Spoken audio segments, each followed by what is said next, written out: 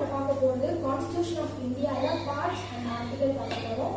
Part 1ல the union and its territory article 1 to 4, part 2 citizenship article 5 to 11, part 3 fundamental rights article 12 to 35, part 4 DPSP directive principle of state policy article 36 to 51, part 4A fundamental duties article 51A, part 5 the union article 52 to 151, part 6 the state article 152 to 237, part 7 repealed by 7th amendment act.